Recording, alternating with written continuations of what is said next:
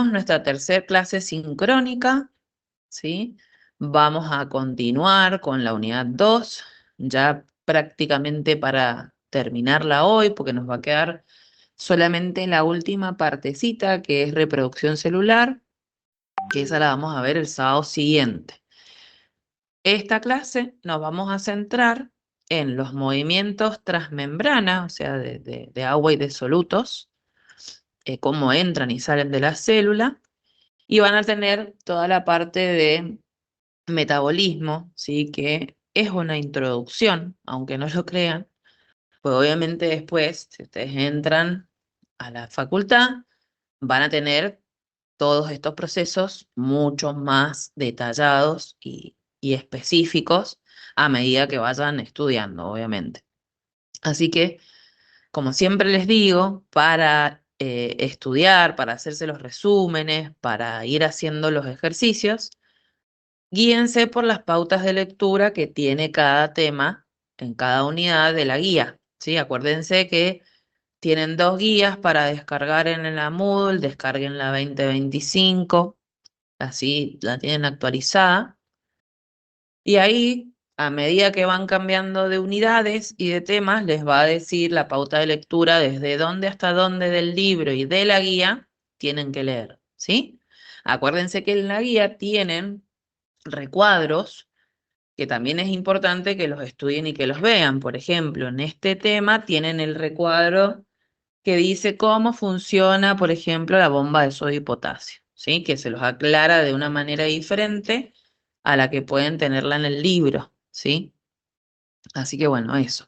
Si está dentro de las pautas de lectura, hay que estudiarlo, hay que saberlo. Entonces, si tengo la glucólisis o el ciclo de Krebs con sus enzimas detalladas y demás, y lo ideal es que lo estudien porque está en las pautas de lectura y porque pueden tener alguna pregunta en el examen de algo de eso, ¿sí? Así que yo entiendo que es bastante información, que para esas cosas a veces al principio usamos sobre todo la memoria hasta que entendemos realmente los ciclos o las reacciones químicas que se hacen, entonces ya después, aunque no lo crean, es más fácil. Si ustedes más o menos se saben las enzimas, saben en qué paso de alguno de los procesos están, ¿sí? Así que bueno, eh, vamos a empezar. Como siempre, yo les voy a ir mostrando ejercicios que suelen ser los más integradores, los más importantes que tienen para hacer en la guía, pero si necesitan que veamos algún otro, también podemos hacerlo. No voy a tener quizás las imágenes, pero sí lo podemos charlar. Me quedé pensando que la clase pasada, no sé si estará la persona que preguntó, sobre unos ejercicios de lo que preguntaban que no habían podido hacer, la parte de los lípidos. Yo me metí al aula virtual y a donde aparecían ejercicios relacionados con los lípidos era un crucigrama, ¿sí? Que pedía, les daba las definiciones obviamente de las palabras y ustedes tenían que colocar las palabras correspondientes. La que hablaba de lípidos era triglicéridos, ¿sí? Porque decía que estaba formado por una parte de glicerol y 3 ácidos grasos. ¿De qué se trataba? Bueno, son los triglicéridos, ¿sí? Que son muy abundantes en la célula, ¿sí? Entonces, bueno, por las dudas, si alguno se acuerda de lo que charlamos la clase pasada, ese creería yo que era el ejercicio que estaban hablando, porque era de la parte de la composición de los seres vivos, ¿sí? Bueno, supuestamente sí, a ver, todavía no avanzo. Déjenme ver porque vuelvo otra vez a hacerlo. Acá elijo ventana. Ah, está bien, es que nunca elegí la ventana. Ahora deberían poder ver. Avisen, obviamente, si no escuchan, si no se ve. Así lo corregimos porque puede pasar que se salga o que esté andando un poco mal internet.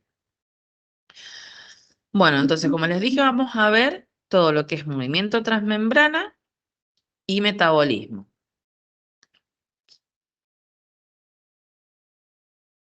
Vamos a ver cómo avanza, porque todos los días me deja avanzar de una manera distinta. Ahí está. Me está haciendo este.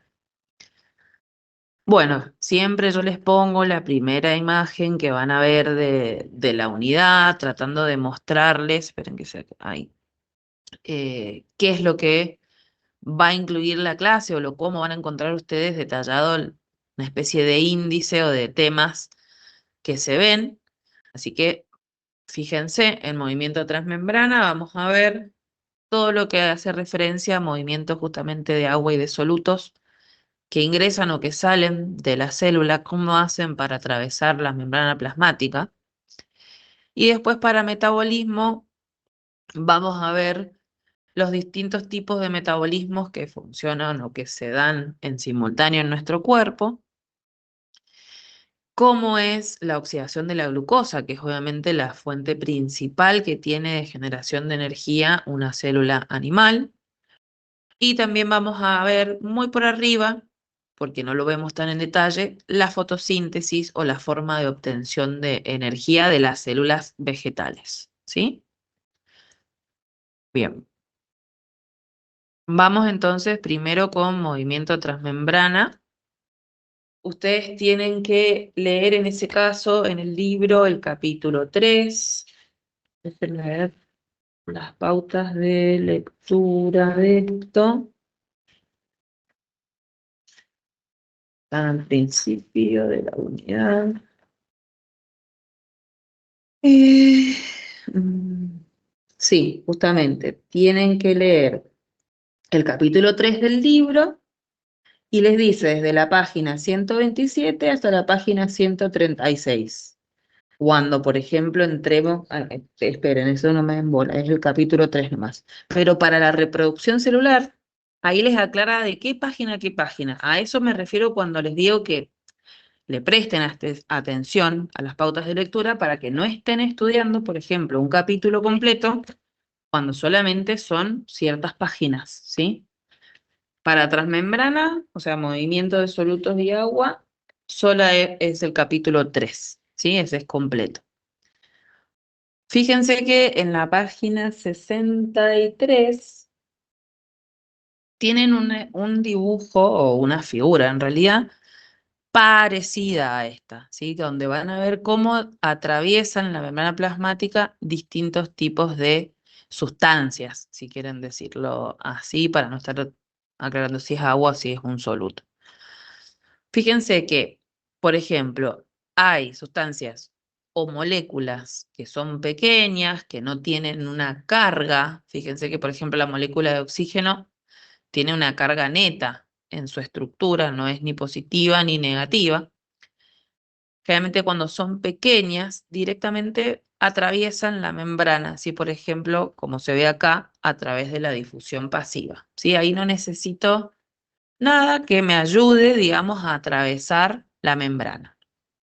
Ya después sí hay otras sustancias o átomos o moléculas que están cargadas, como puede ser un catión, ¿sí? El de sodio, que va a necesitar atravesar la membrana con algún tipo de ayuda, ¿sí? Que por ejemplo es este canal acuoso, ¿sí? Que ya vamos a ver cómo están formados esos canales, que le va a permitir que pase, ¿sí? Porque si no, al estar cargado, justamente no tiene libre paso como puede ser el oxígeno, ¿sí? Que además es chiquitita la molécula. Y después va a haber otras sustancias que ya sí van, esto es lo que les estaba contando, hasta el sodio y hasta inclusive la glucosa, ingresan a la célula, sí, porque acá estamos viendo como que están ingresando a la célula, sin un gasto de energía, eso también es importante. Y ya vamos a ver que es a favor de un gradiente electroquímico, porque siempre las sustancias se van a mover de un lugar de mayor concentración a uno de menor concentración, ¿sí? Porque siempre se va a tender al equilibrio, ¿no? Por eso es que las moléculas se pueden mover sin gasto de energía. Ya cuando necesito moverlas en contra de ese gradiente electroquímico, también voy a necesitar un transportador y en ese caso sí voy a necesitar gastar energía. Sí que se los dice también abajo. Ya vamos a ir viendo cómo se llaman estos transportadores y demás. Entonces, bueno, tienen que tener en cuenta esto de primero ver de qué sustancia estamos hablando para ver cómo se va a mover o va a entrar o salir de la célula. Siempre que necesitemos los transportadores, ¿sí? Que son estos, o canales, generalmente también le suelen decir, vamos a estar hablando de proteínas o complejos de proteínas que van a permitir el pasaje de sustancias. Y de acuerdo a cuántas sustancias o en qué sentido pueden pasar esas sustancias, es el tipo de transportador. Fíjense que acá hay uno que transporta una sustancia en un sentido, entonces a esto se les llama uniportes. Este, por ejemplo, transporta dos tipos de sustancias o solutos, ¿sí? Y por eso es en un sentido nomás, por eso se llama sin porte. Y hay otros que pueden mover más de una sustancia y en sentidos opuestos, por eso se denomina antiporte, ¿sí? Tanto el sin porte como el antiporte son cotransportadores porque están transportando dos sustancias diferentes, ¿sí? Están diferenciadas, fíjense que se llaman distintos. Si no, directamente es uniporte cuando estoy hablando de una sustancia nomás y en un sentido, ¿sí? Esto lo tienen aclarado en el libro y lo tienen aclarado también en la guía. Empecemos con los ejercicios. Uno de los primeros ejercicios de esta parte de la unidad les pregunta qué es la difusión, sí que vimos recién, por ejemplo, que la molécula de oxígeno pasaba a través de la membrana por difusión pasiva, ¿sí? O sea, sin gasto de energía y a favor de un gradiente.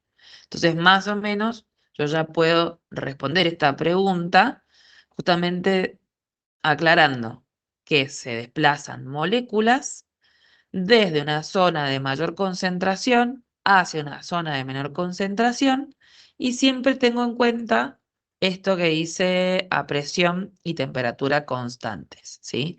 Ya si yo empiezo a alterar otros tipos de factores como la presión o la temperatura, puede pasar que la difusión se realice de una manera diferente. Pero si siempre estamos hablando de presión y temperatura constante, me muevo de mayor concentración de esa molécula hacia zonas donde tengo menor concentración de la misma molécula.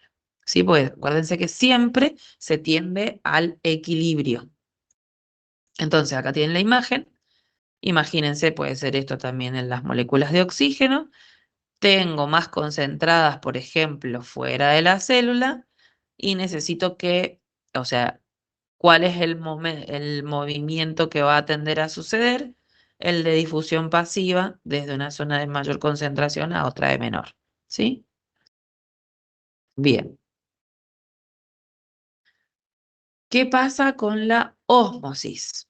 Básicamente la ósmosis es una difusión pasiva, pero en este caso cuando nos referimos a las moléculas de agua, ¿sí?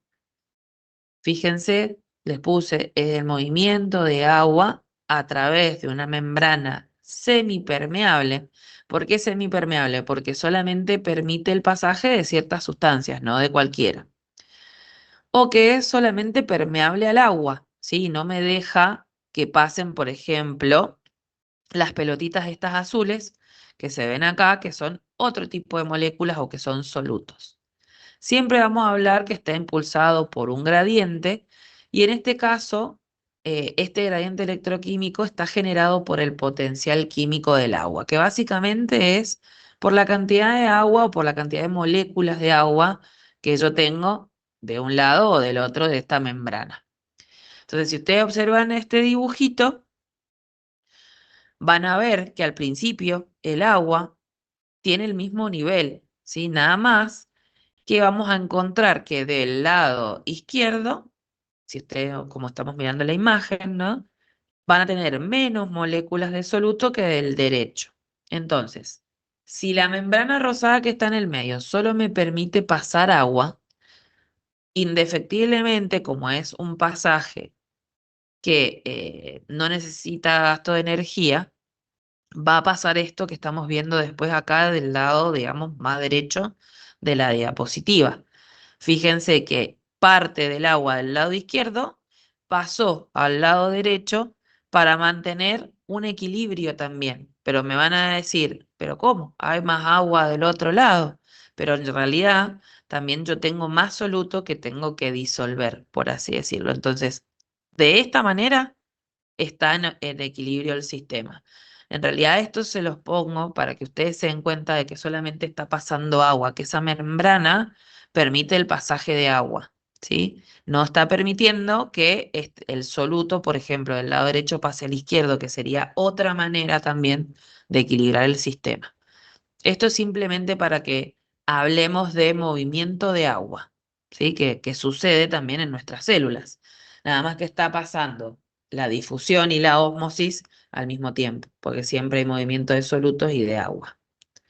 ¿Sí? Esto es como para que separemos, para definir que la ósmosis es el movimiento de agua a través de un gradiente de potencial químico ejercido por el agua misma. ¿Sí?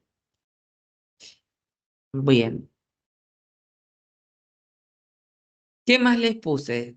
El 235 que dice, ¿cómo hacen las moléculas hidrofílicas para atravesar la membrana celular? Si se acuerdan de la clase pasada, nosotros estuvimos hablando y viendo cómo era la membrana plasmática y dijimos que estaba formada por un gran porcentaje de lípidos. Entonces, las moléculas que son hidrofílicas o que les gusta el agua, no van a poder atravesar así nomás una membrana plasmática. Por eso es que aparecen estos complejos de proteínas que forman distintos tipos de canales o distintos tipos de transportadores que fueron los que vimos al principio. Entonces, si la molécula es hidrofílica o le gusta el agua, ¿cómo va a pasar a través de la membrana plasmática que es lipídica?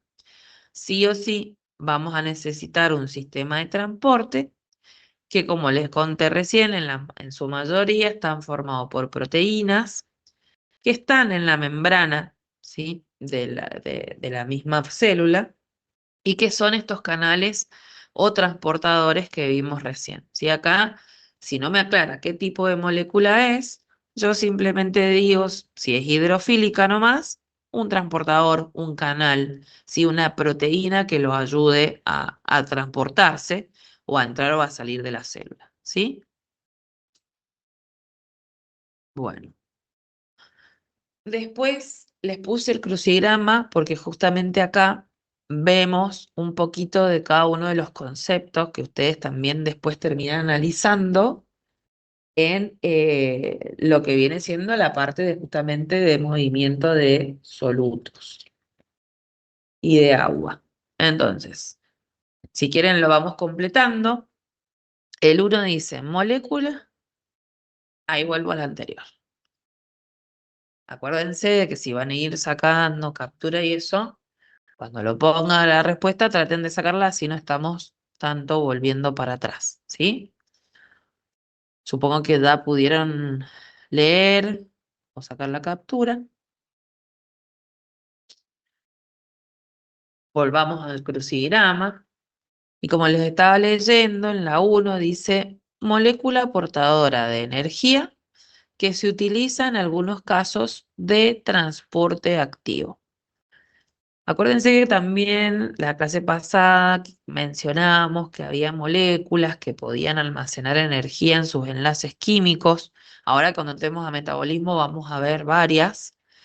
Fíjense que en el 1 tenemos 3 letras nomás. Si alguien sabe cuál es esa molécula, es portadora de energía por excelencia. Nuestras células la usan un montón.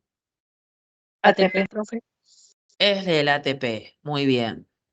Sí, justamente es una de las moléculas más importantes en la célula que nos va a brindar energía. Sí, ahí ya vamos a ver cómo se almacena la energía en esos enlaces de esa molécula.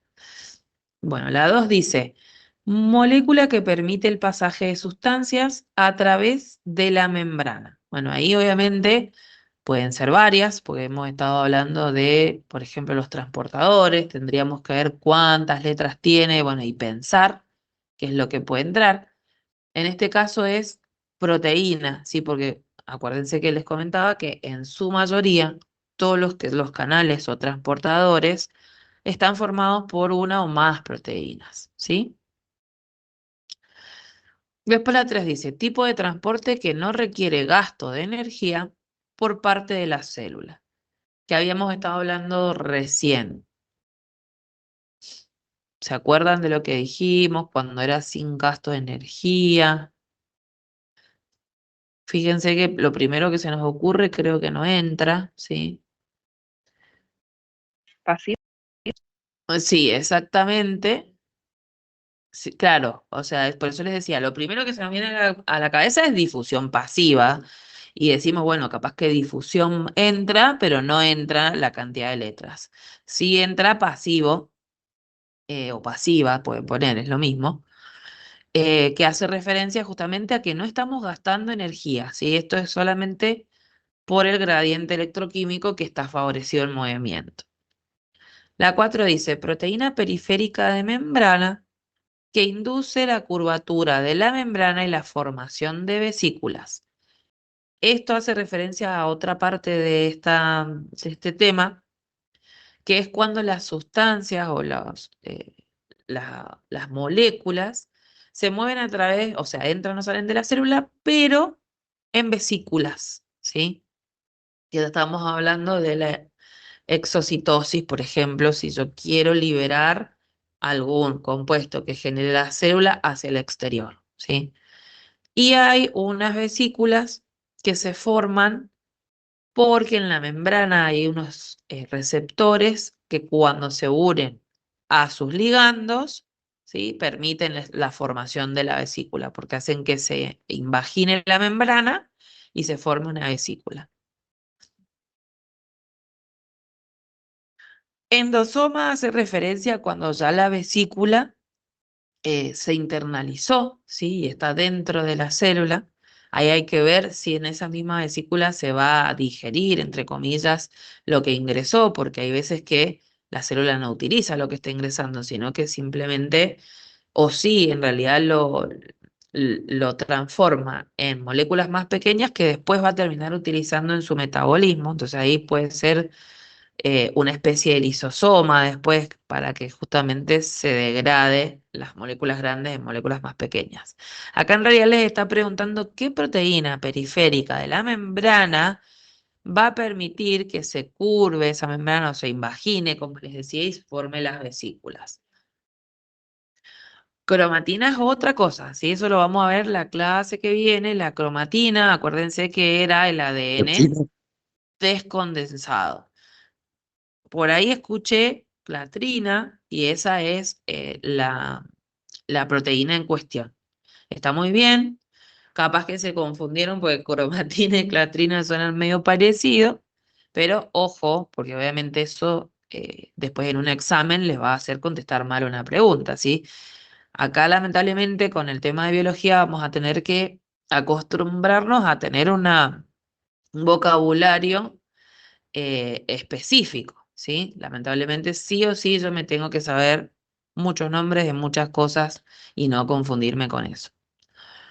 Bien, la 5 dice, movimiento del agua a través de una membrana permeable solo a ella, ¿sí? O sea, acá me está aclarando que la membrana solamente permite el pasaje de agua impulsado por el gradiente de potencial químico, ¿sí? Acá del mismo agua.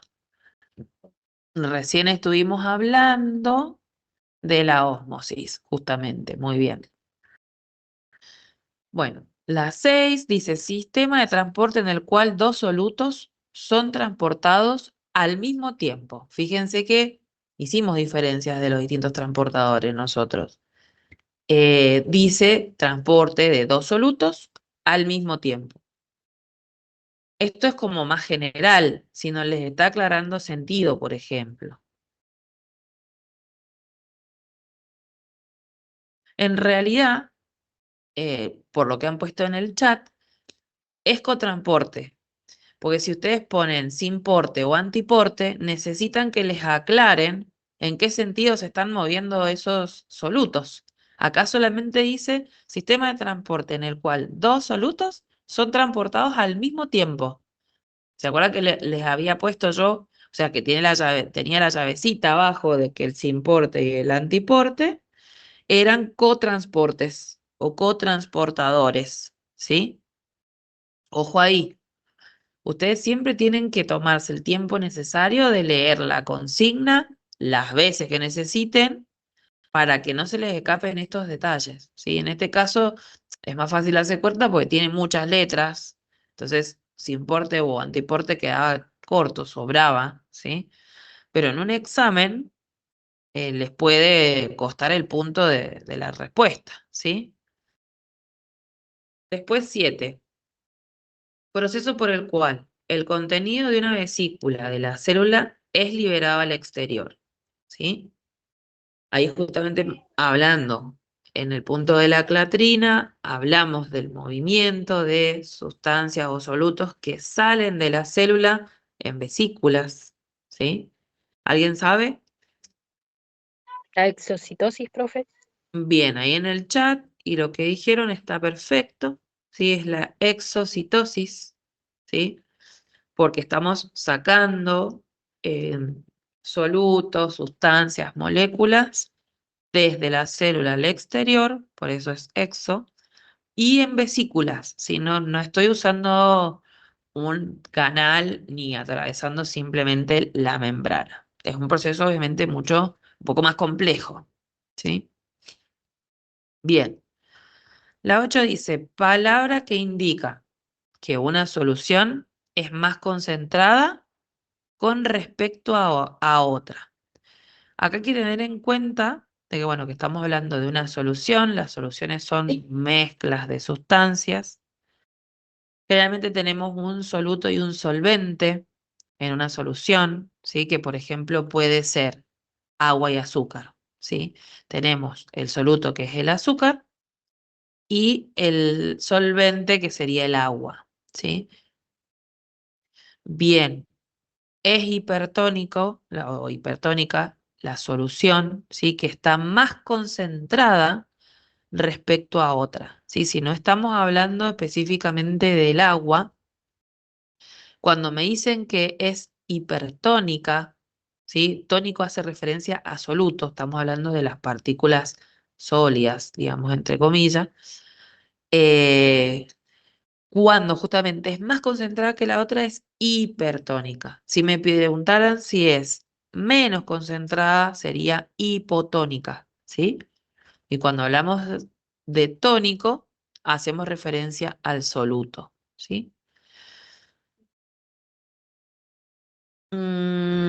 Sí, porque en realidad las soluciones se saturan, pero no es que están hipo o hipersaturadas, ¿sí? Podemos decir que está saturada cuando justamente a una taza o a un vaso de agua le agregamos medio kilo de azúcar, el azúcar no se va a alcanzar a disolver por completo, ¿sí? Porque saturamos la solución.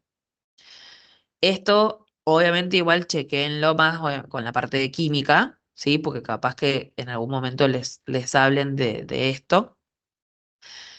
Pero para lo que es biología, a mí me interesa que ustedes sepan cuándo está más concentrada en cantidad de soluto o menos concentrada en cantidad de soluto, ¿sí? Entonces, hiper e hipotónica.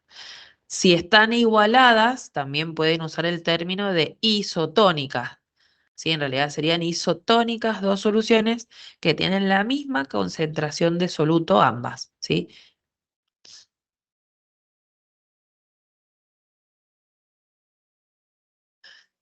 En realidad, acá me está diciendo, ya me está indicando que la solución es más concentrada. Si me pusieran menos, me están aclarando también, entonces yo puedo elegir entre hiper e hipo.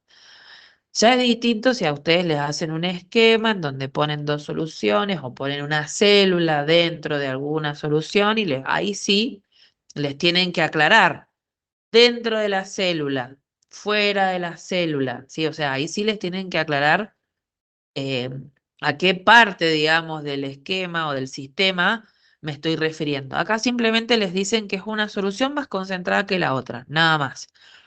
Esto de saber, digamos, cómo se formó ese sistema de soluciones, por ejemplo, como les decía, una célula dentro del agua, por ejemplo, es simplemente para que ustedes sepan en realidad para dónde va a ser el movimiento de solutos o el movimiento de agua. En este caso les están preguntando nada más cómo se denomina una solución más concentrada o menos concentrada que la otra, ¿sí? Lo que preguntaban recién es como más complejo. Ahí ya sí tenemos que tener un esquema o nos tienen que aclarar cómo es la cosa para que nosotros podamos decir y responder, ¿sí? Bueno, y después dice la 9. Tipo de difusión mediada por proteínas que transportan moléculas o iones a través de la membrana celular a favor de su gradiente de concentración. Bueno, acá les está aclarando que es una difusión. Estos cartelitos, no sé si los ven ustedes, pero ahí ahí está. Mediada por proteínas que transportan moléculas o iones, ¿sí? A través de la membrana plasmática y les dice a favor de su gradiente de concentración. Siempre que estemos hablando a favor de un gradiente químico, de un gradiente de concentración, sí vamos a tener no vamos a tener, digamos, gasto de energía, ¿sí? Por eso es facilitada. Porque en realidad no es pasiva, porque estamos usando una proteína de transporte. Entonces, ahí yo ya estoy necesitando una pequeña ayuda, digamos, para que esta difusión se pueda realizar, ¿sí? Porque a través de la membrana plasmática sola no voy a poder hacerlo, ¿sí? Porque generalmente son, como vimos en las otras preguntitas, moléculas que les gusta el agua, ¿sí? Son hidrofílicas, entonces no pueden atravesar la membrana de lípidos por sí solas. Bien, y la 10 dice molécula a la cual se unen solutos que intentan ingresar a las células por endocitosis. Si acá tenemos el proceso inverso a la exocitosis, estoy Fagocitosis. bien, estoy ingresando em, sustancias, digamos, a la célula. Fíjense, uy, ahí he abierto algún micrófono. Ahí está. Porque nos está diciendo que es molécula a la cual se unen solutos que intentan ingresar a las células por endocitosis. Por ahí habían dicho recién fagocitosis, o sea, la fagocitosis es una forma de endocitosis, pero acá me está preguntando particularmente sobre las moléculas que se unen a los solutos que van a entrar, ¿sí? O sea, sí o sí para la endocitosis, y se llama en realidad endocitosis mediada por receptor, necesito los receptores para que la célula se dé cuenta de que está, digamos, la sustancia y que tiene que ingresar. Entonces ahí también se forma una vesícula que entra a la célula con la sustancia, ¿sí? Puede ser una ¿Nos podría fagocitosis, dar un ¿sí? ejemplo?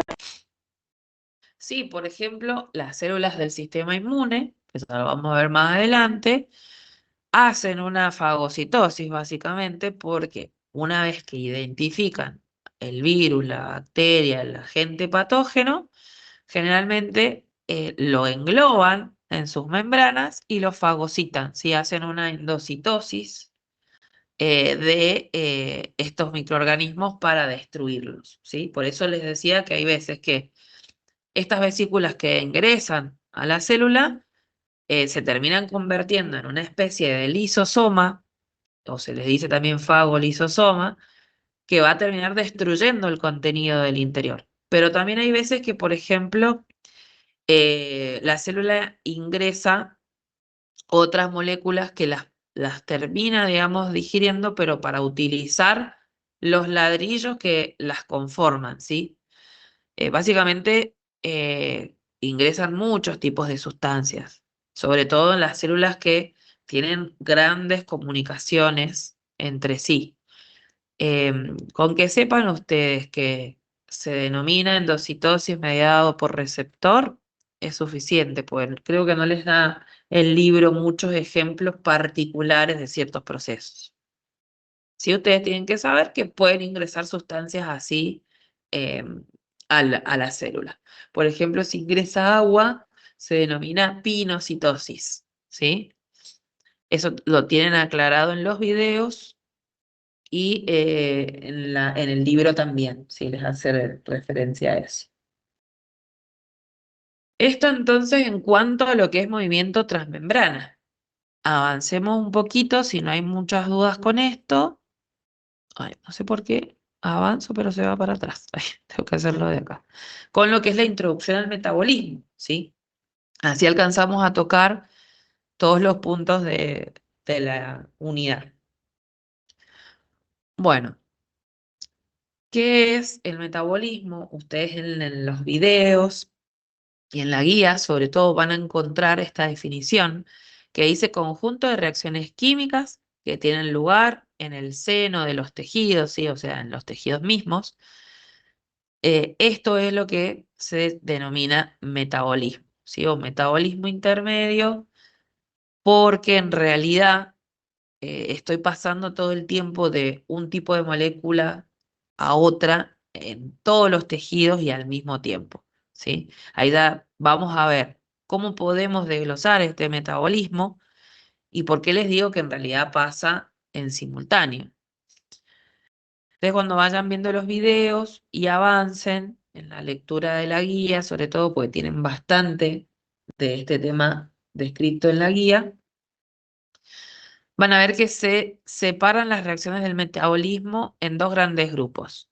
Por un lado tenemos el catabolismo, ¿sí? Que lo que hace es degradar moléculas complejas o grandes, y las rompe, las hace más pequeñas. Cuando yo estoy rompiendo una molécula, la estoy básicamente oxidando, ¿sí? La estoy rompiendo y estoy perdiendo electrones. Pues estoy rompiendo enlaces y estoy liberando electrones, ¿sí? Eso para química se denomina oxidación, ¿sí? Si estoy rompiendo enlaces, que todos los enlaces tienen energía, unos más que otros, pero la tienen igual. Estoy liberando esa energía o esos electrones justamente que encuentro en las uniones químicas. Por eso se dice que es una reacción que libera energía o que es exergónica. Si la energía se va hacia afuera, digamos, por eso es exergónica. ¿Y por qué se denomina convergente el catabolismo? Porque ya sea que tenga proteínas, ácidos nucleicos, polisacáridos, lípidos, que son polímeros o moléculas muy grandes, diferentes entre sí, son muy distintas una proteína a un lípido, por ejemplo, siempre voy a terminar obteniendo las mismas moléculas simples precursoras, ¿sí? Vamos a ir pasando por monómeros, por metabolitos intermedios, ¿sí? A esto también hace referencia el metabolismo intermedio, hasta llegar a las moléculas simples que son las mismas para cualquier tipo de compuesto polímero, ¿sí? Por eso se dice que todas las rutas convergen en la formación de moléculas simples, ¿sí? Entonces fíjense que pasamos de polímero a monómeros, ¿sí? Por ejemplo, si vamos por las proteínas, vamos a encontrar después aminoácidos, piruvato, por ejemplo, o acetilcoenzima A, y agua, dióxido de carbono, ¿sí? Y hasta, les diría, oxígeno y átomos que no necesariamente van a formar una molécula, ¿sí? Siempre son moléculas, se les dice moléculas precursoras porque son las más pequeñas, digamos, o las que van a permitir después justamente formar nuevamente los polímeros. Esto en cuanto al catabolismo. Si vemos la inversa, que sería el anabolismo, tenemos la síntesis en vez de la degradación, ¿sí? La generación. Yo estoy armando a través de moléculas simples, moléculas más grandes, complejas o polímeros, ¿sí? O sea, es el caminito inverso. En este caso yo voy a tener que armar enlaces, voy a tener que ganar electrones, voy a estar reduciendo las moléculas, ¿sí? Acá es lo contrario, como les decía, al catabolismo. Y si yo estoy armando enlaces, en esos enlaces estoy guardando energía, guardando electrones. Es una reacción endergónica. O sea, que necesita energía, digamos, para producirse. Yo necesito energía que me va a ir uniendo estas moléculas simples para formar los polímeros. ¿Por qué se dice que es divergente? Porque de las mismas moléculas simples yo termino en distintos polímeros, ¿sí? Divergen los polímeros que se forman, si no es que hago el camino inverso, como les decía recién, que de distintos polímeros voy a las mismas moléculas. Esto es al revés, ¿sí? Bueno, tanto el catabolismo como el anabolismo no es que está completamente separado en los tejidos o en las células, todo el tiempo están pasando reacciones catabólicas y anabólicas al mismo tiempo en una célula, por ejemplo. ¿Sí? ¿Se entiende eso? Cualquier cosa me van preguntando. Bueno, si empezamos con las actividades, una de las primeras que ustedes tienen es esta tablita donde tienen que separar qué tipos de reacciones son las catabólicas y las anabólicas. Y esto es bastante sencillo. Una vez que entienden lo que es el catabolismo y el anabolismo, van a decir, bueno, catabolismo, reacción de degradación. Anabolismo, reacción de síntesis. ¿Sí? Estoy armando, estoy generando. Después, oxidamos moléculas en el catabolismo. Acuérdense que rompemos enlaces, liberamos electrones. En el anabolismo hay reducción. Al revés que el catabolismo, estamos armando enlaces, ganando electrones. Esto hace que las reacciones del anabolismo sean endergónicas, o sea, ganan energía. En el catabolismo la pierden, si la liberan. Y voy a tener, cuando degrado moléculas, rompo enlaces, libero energía, gano ATP, ¿sí? Porque esa energía que yo libero de esos polímeros termina siendo acoplada a la formación del ATP. Entonces ahí yo estoy guardando energía para después que justamente entre en un catabolismo la molécula de ATP y libere la energía necesaria. Y cuando hacemos anabolismo, estamos consumiendo ATP porque estamos generando enlaces, estamos armando moléculas más grandes, necesito energía, ¿sí? Entonces consumo la energía que genera la célula. Bien. Después tienen otros ejercicios como este, por ejemplo, que les ponen una célula con sus distintas partes, que ya estuvimos viendo cómo estaba formada la célula en la clase pasada. Y ustedes tienen que ir aclarando qué vías metabólicas o qué procesos metabólicos sucede en cada caso. Por ejemplo, si yo me voy al núcleo, ¿sí? Fíjense que esta flechita amarilla es como que sale del núcleo. ¿Qué vía metabólica puedo tener ahí? Bueno, ¿qué pasa? Hay una duplicación o replicación y síntesis del ADN cada vez que la célula se quiere dividir. Entonces, ¿qué sería esto? Si yo les digo, tengo que generar más moléculas de ADN, copiar moléculas de ADN. ¿Es catabolismo o es anabolismo? Anabolismo. Es anabolismo, ¿sí? Yo voy a generar el doble de moléculas de ADN porque si la célula se divide necesito que tenga la misma cantidad de información genética cada una, ¿sí? Bien, después dice retículo endoplasmático rugoso, síntesis de proteínas, ¿sí? Acuérdense que cuando el retículo endoplasmático tenía, ribosomas, se me estaba dando la palabra, permite la síntesis de proteínas. Si estamos sintetizando, es anabolismo. Después el liso, sabíamos que era la síntesis de lípidos, lo mismo, seguimos con el anabolismo. Ribosomas también podemos poner síntesis de proteínas nuevamente, anabolismo. Cloroplasto, acá tenemos la fotosíntesis y acá alguien, ¿qué me pueden decir de la fotosíntesis? ¿Es anabolismo? ¿Es catabolismo?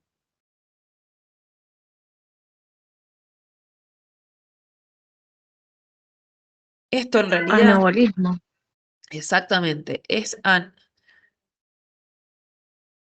bueno, en realidad, la fotosíntesis pura y exclusivamente o sea, las células vegetales la hacen porque necesitan generar sus propias estructuras, ¿sí?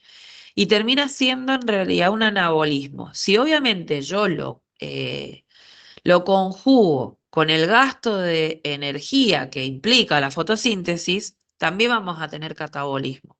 A esto también va lo que les decía de que en una célula siempre hay reacciones catabólicas y anabólicas que se producen a la vez.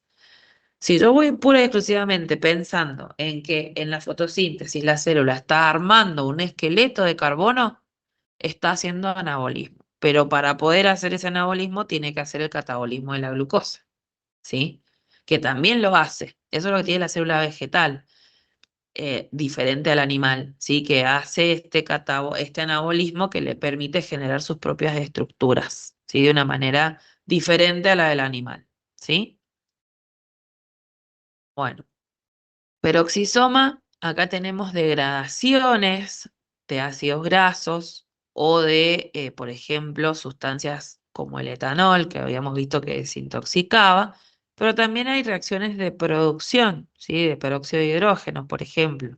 Cuando actúan algunas enzimas, se termina justamente formando peróxido de hidrógeno, que también es tóxico para la célula, entonces tiene que venir la otra enzima a degradarlo. Acá tengo reacciones catabólicas y anabólicas juntas. Complejo de Golgi, maduración de proteínas. Acá yo agregaba azúcares, por ejemplo, a las proteínas o a los lípidos. Entonces es anabolismo. ¿Qué más me queda? La mitocondria, oxidación del piruvato, ciclo de Krebs, fosforilación oxidativa. Vamos a ver, estos procesos son los que suceden en la mitocondria y que permiten que la célula obtenga energía, tanto animal o vegetal. Si tienen mitocondrias, van a hacer este tipo de catabolismo. Si acá sí estamos catabolizando a la glucosa, básicamente. Y en el citosol le he puesto, por ejemplo, glucólisis, gluconeogénesis. Acá tenemos reacciones catabólicas, como la glucólisis, y anabólicas, como la gluconeogénesis, y que es acoplar glucosa en forma de glucógeno, ¿sí? Bueno, creo que estamos. Esto es como para que se den cuenta que a veces es muy delgada la línea entre lo que es anabólico y lo que es catabólico, ¿sí? En ese caso, si pasa que están las reacciones justamente poco diferenciadas o en realidad pasando al mismo tiempo, tengo que fijarme en detalle qué realmente me están preguntando. Bueno, ¿cuál es el primer paso de la obtención de energía en una célula animal? La glucólisis, ¿sí? La glucólisis básicamente genera energía, ¿sí? O es la primera reacción de degradación o de catabolismo que sufre la glucosa una vez que entra a la célula, ¿sí? Acá les pregunta si corresponde a una vía anabólica o a una catabólica y si se produce en presencia o ausencia de oxígeno. Ahí vuelvo a la anterior. Uy, esperen que cuando toco el teclado, esta supongo completa, que es la que quieren. Ahí está. ¿Quién me puede decir dónde se produce la glucólisis y si necesita o no oxígeno? En el citoplasma. Bien, se produce en el citoplasma o citosol. Si quieren ser más específicos, pueden decir citosol. Está bien decir citoplasma igualmente porque estamos hablando que es en el interior de la célula, pero en ninguna organela, ¿sí? O sea, en el citosol o en el citoplasma, está bien decirlo. Fíjense que en el capítulo 5 del libro, página 92, empieza toda la parte de metabolismo que ustedes tienen que leer también en el libro, además de lo que está en la guía y de ver los videos. Y obviamente lo primero que les explica es la glucólisis, ¿sí? Y está muy bien que hayan dicho que es catabólica, también que creo que por ahí lo dijeron en el chat, porque estoy bien. Necesito, o sea, tomo la glucosa, que es una molécula que tiene 6 carbonos, y la rompo en dos de 3 carbonos que se denomina piruvato, ¿sí? De una molécula de glucosa obtengo 2 moléculas de piruvato. Fíjense que en la reacción acá se consume el NAD oxidado, ¿sí? Porque lo estoy reduciendo a NAD reducido, ¿sí? Y esto está generando, ¿sí? Energía. Fíjense que genera 2 moléculas de ATP, ¿sí? Ya ustedes cuando vean los videos y lean el libro van a ver en detalle estas reacciones. Dijeron por ahí que no necesita oxígeno para producirse, eso está bien, porque estamos hablando de que estamos en el citosol, ¿sí? O en el citoplasma, donde yo no voy a tener un aporte de oxígeno extra, ¿sí? O sea, me da lo mismo que haya o no haya oxígeno, ¿sí? O sea, no es necesario para las reacciones, porque no estoy en la mitocondria, por ejemplo, que ahí sí vamos a ver que necesitamos oxígeno para que se produzcan las reacciones, ¿sí? Bueno.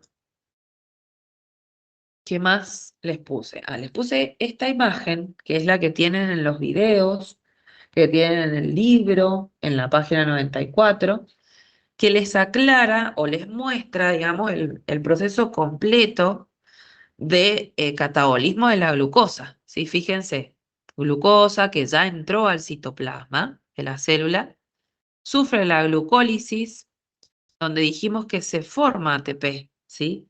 Y también se liberan otros electrones y protones que van a servir más adelante en el proceso de la degradación de la glucosa. Después de la glucólisis, el piruvato que se forma sí va a tomar dos caminos diferentes dependiendo de si hay oxígeno o no disponible en el sistema, ¿sí? O en la célula. Si el piruvato no tiene presencia de oxígeno, sí que esto generalmente lo hacen muchas bacterias que viven en ambientes donde no hay oxígeno, o lo hacen también nuestras células musculares cuando el oxígeno se acaba porque están trabajando mucho, ¿sí? Se lo consumen, que da lugar a la fermentación, ¿sí? Que es otra forma de, más que nada, regenerar compuestos que me van a servir en la generación de energía y que me van a generar desechos generalmente también porque es una forma de producir energía pero bastante ineficiente. ¿Sí? Entonces, si no hay oxígeno, el piruvato se queda en el citoplasma, fíjense que estamos en el citoplasma, hace fermentación y puede generar ácido láctico o etanol dependiendo del tipo de fermentación que se produzca. Estos tipos de fermentaciones los tienen también aclarados en los videos, en el libro y en la guía, ¿sí?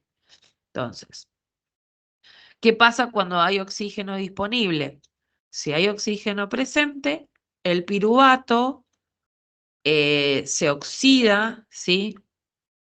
Se agrega la coenzima A, ¿sí? Ya van a ver ustedes cuando miren los videos y demás, todos los pasos que en realidad sufre este piruvato para poder entrar a lo que sería la mitocondria y a su vez al ciclo de Krebs. En el ciclo de Krebs también se genera energía, ¿sí? Ustedes, ahí ya vamos a hacer un ejercicio donde vemos cuánta energía se produce en cada paso.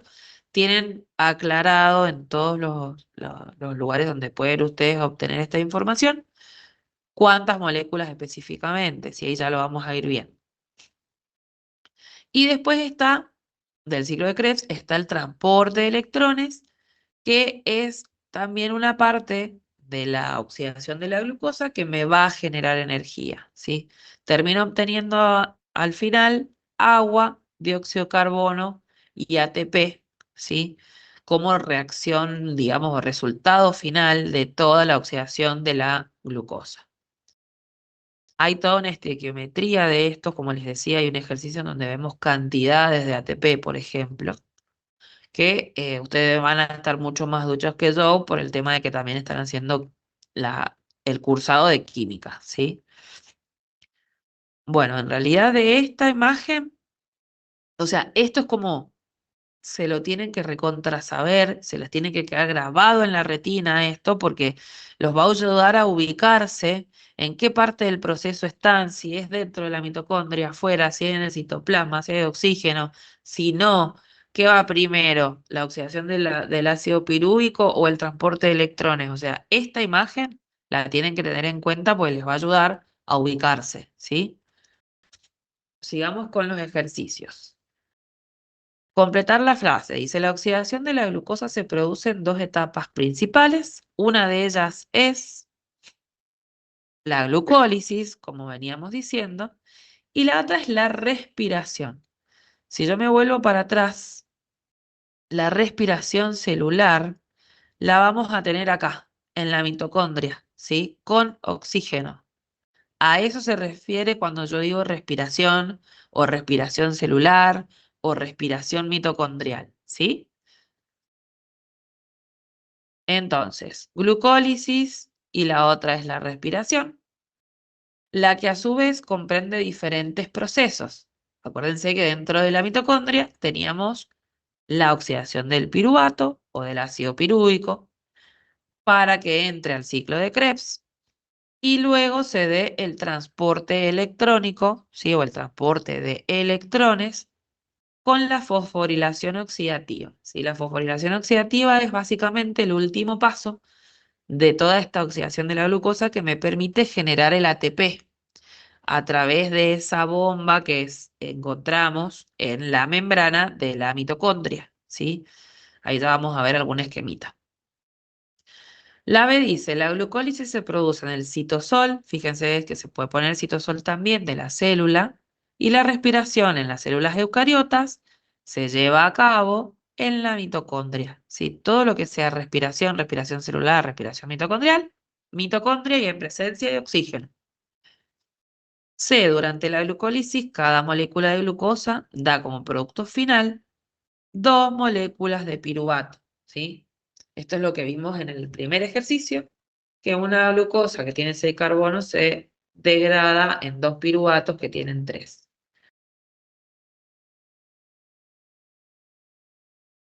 Bien, acá venimos con lo de la fosforilación oxidativa, que esto generalmente es un poquito quizás al principio más complejo de entender o les cuesta ubicarse en la célula, ¿sí? Por eso les decía que en parte el otro esquema general está bueno que se lo aprendan para poder decir, bueno, estoy en la mitocondria y en qué parte en realidad de la mitocondria. Veamos eso ahora. Acá les pregunta, ¿qué es la fosforilación oxidativa? Básicamente es el proceso por el cual yo voy a poder sintetizar ATP, adenosín trifosfato, ¿sí? A partir de ADP. Fíjense que yo siempre, si estoy acá abajo en el esquemita, necesito ADP, ¿sí? Más fosfato para poder generar el ATP, ¿sí? Tampoco es que el ATP sale de la nada, ¿sí? ¿Qué es lo que tengo que tener en cuenta yo en este proceso? Primero que nada, saber cómo, o sea, dónde estoy parado. Fíjense que acá tienen una mitocondria que está en chiquito y les hacen un circulito acá en la membrana interna. Fíjense que es la membrana que va haciendo las crestas. Entonces, les ponen una flecha y les dicen, esto es lo que yo puedo ver si lo agrando en el circulito, ¿sí? Entonces, esto es, acá se los dice, ¿no? Membrana mitocondrial interna, esta que vemos acá, esta doble capa de fosfolípidos. Entonces, esta parte más blanca es la matriz mitocondrial o sería como el citoplasma de la mitocondria. Y acá tengo, no el exterior de la célula, ojo, tengo el espacio intermembranal o el espacio intermembrana que se genera acá entre la membrana interna y la membrana externa, ¿sí? Para todo lo que es metabolismo necesito entender cómo están formadas las organelas, porque si no, no voy a saber cómo ubicarme, ¿sí? Entonces, membrana mitocondrial interna, donde yo voy a tener un montón de cotransportadores y coenzimas que me van a permitir el transporte de electrones. que van a generar justamente, fíjense que todas las flechas apuntan hacia el espacio intermembrana, un gradiente de protones, ¿sí? Que son los que están marcados con las flechitas. Esta membrana mitocondrial interna es impermeable a los protones, o sea, no los deja pasar por sí solos si no están pasando acá por los transportadores de electrones, ¿sí? ¿Por qué es esto? Porque yo necesito que justamente en el espacio intermembrana se genere este aumento del potencial químico del hidrógeno, o sea, que haya más concentración de hidrógeno de este lado, para que después puedan ingresar por la ATP sintetasa, esta bomba que les decía yo que vamos a encontrar en la mitocondria, y generemos ATP, ¿sí? Fíjense que de la matriz de la mitocondria, solo puedo salir, o sea, los hidrógenos solo pueden salir o atravesarla por los transportadores de electrones y vuelven a entrar por la ATP sintetasa, ¿sí? Por esto de que la membrana mitocondrial es impermeable a los protones. Entonces, si yo tengo que resumir los procesos de fosforilación, voy a decir, bueno, que se establece este gradiente de protones a través de la membrana mitocondrial interna y posteriormente se libera energía, ¿sí? Potencial que está almacenada acá cuando se juntan los protones para poder utilizarla y formar el ATP. ¿Sí? ¿Más o menos se entiende? A eso denominamos fosforilación oxidativa, ¿sí? En esta primera partecita tenemos el transporte de electrones, que es lo que me va a ir liberando los protones al espacio intermembrana. Excelente. Bueno, este era otro ejercicio que les decía yo que eh, es como más preciso en cantidades de moléculas de ATP, porque yo quiero calcular, por ejemplo, cuánta energía me puede generar una sola molécula de glucosa cuando se degrada, sufre catabolismo, se respira, así hay como muchas formas de decirlo. A mí me gustaría que dijeran que, bueno, que se degrada para formar energía, ¿sí? Entonces, fíjense que tienen los procesos. El primero era de glucólisis, ¿dónde? En el citosol, ¿sí? Dijimos que se generaban dos moléculas de ATP. Si se fijan, dijimos también que regenerábamos el NAD oxidado en NAD reducido, y son dos moléculas de NAD reducido, que cuando lean el libro y vean los videos, les va a decir que cada molécula de NAD reducido equivale a 3 moléculas de ATP. Entonces, si yo tengo 2 de NAD reducido, tengo 6 de ATP, ¿sí? Acá vamos a ir poniendo la cantidad de ATPs totales de cada uno de los procesos. Si después yo me voy al pasaje del ácido pirúvico a acetilcoenzima A, que es la primera parte de la respiración mitocondrial, voy a decir que se produce en la matriz de la mitocondria, se generan dos NAT reducidos, esto o sea, lo tienen, como les decía, explicado en el libro, en los videos y las cantidades, las reacciones que suceden, que equivalen, como ya vimos, a 6 moléculas de ATP. Si sigo avanzando en la respiración, voy a tener, por ejemplo, el ciclo de Krebs, ¿sí? Ese acetilcoenzima A entra al ciclo de Krebs, se oxida. Esto sigue pasando en la mitocondria y acá sí vamos a obtener más cantidades de energía. 2 de ATP, 6 de NAD, 2 de FAT reducido. Es otro transportador de energía, el FAT, ¿sí? Que equivale, en este caso, a 2 moléculas de ATP nomás por cada una de FAT. Si ustedes estas equivalencias se las tienen que aprender por si en algún momento les hacen una pregunta geométrica de este tipo, de decir, bueno, ¿cuánto ATP genero? Si generé 2 moléculas de NAD reducido, ¿sí? Entonces, si yo después termino sumando todas estas moléculas de ATP, en total, siempre y cuando la célula tenga disponible oxígeno y esté en condiciones de generar energía, eh, una molécula de glucosa equivalen a 38 moléculas de ATP que se van a usar obviamente en los distintos procesos de la célula, ¿sí? Bien. Obviamente que en otras condiciones puede pasar que se genere menos ATP, ¿sí? Pero como máximo se van a generar 38. Bien, acá justamente ya entramos en la parte de la fotosíntesis porque hicimos como un pequeño repasito de las partes más importantes del catabolismo de la glucosa. Veamos ahora qué pasa, digamos, en la célula vegetal. Acá les pregunta, ¿cuáles son las dos etapas de fotosíntesis? Ahí vuelvo.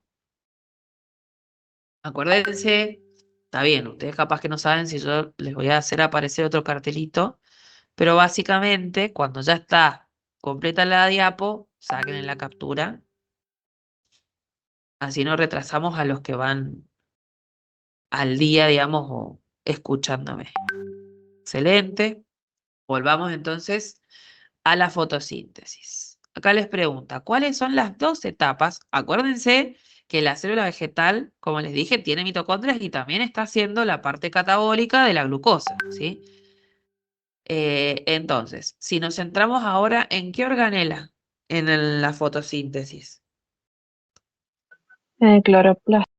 Exactamente, en el cloroplasto, ¿sí? Acá ya me salgo de la mitocondria, me tengo que ir al cloroplasto, que también necesitamos conocerlo bien para saber dónde estamos parados, ¿sí? Bueno, y acá les preguntaba eso, ¿cuáles son las dos etapas de la fotosíntesis? Y había que explicarlas brevemente. Fíjense que acá yo tengo en realidad una parte del cloroplasto, porque me dice tilacoide, ¿sí? Los cloroplastos están formados por varias tilacoides apiladas, ¿sí? Que básicamente es parecida a la estructura, ¿sí? Porque tengo también un espacio tilacoide o una matriz tilacoidal o un citoplasma del tilacoides que está rodeado por dos membranas, ¿sí? La interna y la externa. Bien, y eso. Y este obviamente, tilacoides, ¿sí? Está insertado en lo que sería el estroma del cloroplasto, ¿sí? Esto es como si fuera una partecita del cloroplasto nomás. Entonces, preguntaba, ¿cuáles son las dos etapas de la fotosíntesis? Si vamos por partes, tenemos las Enzimática antiguamente, ¿sí? Lumínica, sí. y enzima. Bien, sí, ahí vamos a ver cómo la denominamos acá a la otra etapa. Sí tengan ojo porque, a ver, en los libros sigue apareciendo como reacción dependiente de la luz. Es mejor denominarla etapa lumínica porque sí, es verdad, es donde intervienen los fotones de la luz, pero ya no se le dice tanto dependientes de la luz. Si ya cuando si alcanzamos a ver un poquito más de detalle van a entender por qué. Pero bueno, está bien que sepan que la primera etapa se llama lumínica y es donde la energía solar con el agua me terminan dando la energía química que está almacenada en el ATP. Y en este caso no tenemos solamente NAD reducido, sino que es NAD fosfato reducido, ¿sí? Tanto el NAD como el FAD en las plantas o en los cloroplastos tienen fosfato, ¿sí? Entonces esa es una manera rápida de diferenciar si estamos hablando de la fotosíntesis o si estamos hablando de la glucólisis, por ejemplo, ¿sí? Entonces, en esta etapa yo voy a generar energía química. ¿Cuál es la otra etapa? En realidad la otra etapa, también basada en que la primera supuestamente es dependiente de la luz, se denomina oscura y acá es donde yo voy a obtener básicamente glúcidos.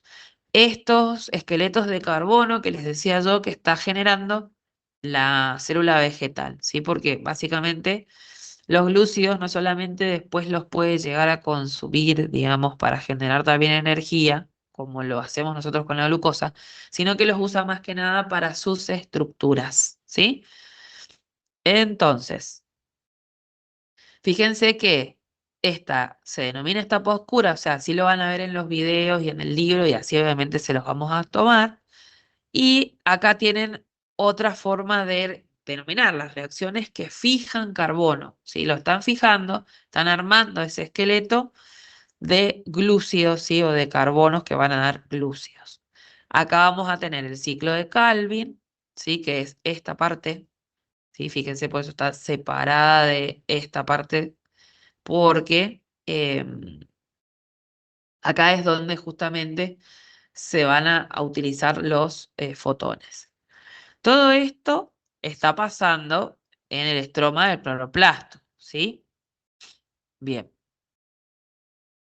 Y acá obviamente les puse de vuelta que hay ATP y NAD-fosfato. Entonces, etapa lumínica y etapa oscura. Bien. Después acá esto creo que es medio verdadero o falso, porque les pone, ¿será verdad que las reacciones que capturan energía convierten energía lumínica en energía química que se almacena en las moléculas de glucosa? Esto en realidad no es así, porque no se están almacenando en la glucosa, sino que sí hay energía lumínica que se convierte en química, pero se almacena en el ATP y en el NAD, fosfato reducido, que acá se lo escribí al revés. ¿Sí? Pero acuérdense que siempre tenemos el fosfato en este caso, o sea, en los vegetales. La energía química del ATP y del NAD fosfato reducido se usan para incorporar carbono a moléculas orgánicas. Eso es real, porque si volvemos a esta imagen, fíjense que este NAD reducido y este ATP terminan entrando al ciclo de Calvin, ¿sí? Para generar los glúcidos, ¿sí? Que es lo que les pregunta básicamente acá. Moléculas orgánicas les han puesto, pero podemos decirle glúcidos. Las reacciones que fijan carbono se desarrollan en un ciclo llamado ciclo de Krebs. En realidad, se pueden llegar a confundir. El ciclo de Krebs sucede en la mitocondria. Acuérdense eso. El ciclo de Calvin es el que sucede en el cloroplasto, ¿sí? Y estos fijan los carbonos, ¿sí? Porque están generando esos esqueletos de carbono o glúcidos. Y la B dice, las reacciones que transforman energía lumínica en energía química se desarrollan en el estroma del cloroplasto. Acuérdense que la etapa lumínica la realizábamos en la tilacoides, ¿sí? En esa parte interna, ¿sí? del cloroplasto. No o sea, es como en la membrana en realidad del cloroplasto, no en el estroma, que es donde, por ejemplo, sucede el ciclo de Calvin. ¿Sí? Bien. ¿Qué más vemos? Ah, esa era la última que les había puesto, casi en tiempo, son I-21. Acuérdense que seguimos con la última partecita, la clase que viene de la unidad 2, ¿sí? Y empezamos ya con genética. Si ustedes se ponen a pensar, cada vez se van acumulando más los temas. Esto de metabolismo, hemos visto, como les decía, un poquito de el catabolismo en mitocondria, un poquito del catabolismo y anabolismo en el cloroplasto, ¿sí? Pero son procesos complejos, digamos, o sea, ustedes tienen que estudiar lo que les ponen obviamente en el libro y lo que les dicen los videos. Por ejemplo, en la glucólisis tienen los 6 pasos, perdón, los 9 pasos de la glucólisis, ¿sí? O sea, esas cosas vayan viéndolas, ¿sí? Pues lo ideal es que obviamente si tienen dudas, se las saquen hoy acá conmigo. Lamentablemente, si están las pautas de lectura, lo tienen que estudiar. Tampoco les van a hacer dibujar una molécula, ¿sí? O sea, la estructura química no es que la tengan que saber, pero sí es necesario que sepan el nombre de las enzimas, el nombre de los compuestos que se forman, qué pasa, por qué suceden esos pasos químicos, ¿sí? O sea, qué importancia tienen. Lo van a ver en los videos y en el libro y en la guía aclarado, ¿sí? Lo tienen todo explicadito para que ustedes obviamente lo puedan entender. Como les dije, si tienen dudas y recién, por ejemplo, se ponen a ver hoy el tema, déjenme las dudas de última en la mensajería de la Moodle, ¿sí? Que cuando yo me meta y los vea, se los voy a responder, no tengo problema. Pues para la clase que viene ya tenemos que empezar con otra cosa, ¿sí? Bueno, parece agobiante, pero la verdad que es interesante cómo la célula convierte una molécula en energía, ¿sí? O una molécula de glucosa en energía que le sirve para todas sus reacciones, ¿sí? Metabólicas. Bueno, no les quiero quitar tiempo del recreo porque necesitan descansar un ratito antes de tener química. Acuérdense de avanzar, chicos, no se queden, porque cuando queramos acordar vamos a estar en noviembre terminando el programa y ahí es donde empiezan los apuros, ¿sí? Porque obviamente uno es hijo del rigor y a veces no dejamos de estar, pero el que realmente quiera entrar, si tiene sus horas culosida, como digo yo, necesarias, más allá de que estén solo haciendo este pre, deberían poder ingresar, ¿sí? O sea, todo depende más que nada de ustedes, ¿sí? Del tiempo que le dediquen y de las ganas que le pongan, ¿sí? Tienen las herramientas y me pueden preguntar, como les digo, si son preguntas puntuales, obviamente no les puedo explicar una teoría por mensajería de Moodle, me pueden mandar las dudas que quieran, yo se las voy a contestar, aunque les parezcan tontas, ¿sí? Bueno, y guíense por las pautas de lectura, no estudien de más tampoco, ¿sí? Bien, bueno chicos, entonces los dejo, nos vemos el sábado que viene y cualquier cosa, déjenme, como les decía, las consultas necesarias o lo que haya quedado colgado y no hayamos visto hoy en la Moodle.